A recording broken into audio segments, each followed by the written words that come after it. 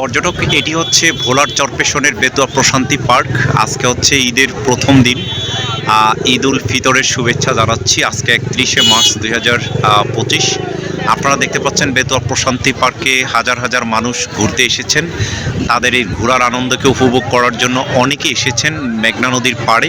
দেখতে পাচ্ছেন মেঘনা নদীর পাড়ে বেতুয়া প্রশান্তি পার্কের যে কটেজগুলো রয়েছে সেই কটেজগুলোতে অনেক মানুষ দাঁড়িয়ে রয়েছে। এখানে ধর্ম বর্ণ নির্বিশেষে অনেক মানুষ এসেছেন, হিন্দু মুসলমান বা অন্য ধর্মের সবাই এসেছেন ঘোরার জন্য, ঘুরতে দেখার জন্য। আপনারা সেটি দেখতে পাচ্ছেন এবং পাশে দেখা যাচ্ছে অনেকে এসেছেন তাদের বিয়ের পোশাক পরে তারা এসেছেন নদীতে হচ্ছে ঘোরার জন্য, আমরা সেটিও দেখতে পাচ্ছি। এবং পাশেই রয়েছে হচ্ছে বেতুয়া প্রশান্তি পার্ক এবং বেতুয়া লঞ্চঘাট, সেটিও আপনারা দেখতে পাচ্ছেন। এবং তার পাশে হচ্ছে বেতুয়া নদী বন্দর, যেটি চরপেশন নদী বন্দর হিসাবে পরিচিত, সেটিও দেখতে পাচ্ছেন। আসলে বেতুয়া প্রশান্তি পার্ক মানে হচ্ছে ঈদের দিনে ঈদের জন্য একটি বিনোদনের জায়গা এবং এটি নদীর পাড়ে এত সুন্দর একটি জায়গা তৈরি করা হয়েছে যেটি দেখার জন্য অনেক মানুষ আসেন এবং পরিবার পরিজন নিয়ে তারা আসেন। সেই তাদের এমন ঘোরাঘুরিতে সবাই হচ্ছে অনেক আনন্দ উপভোগ করে। আপনারা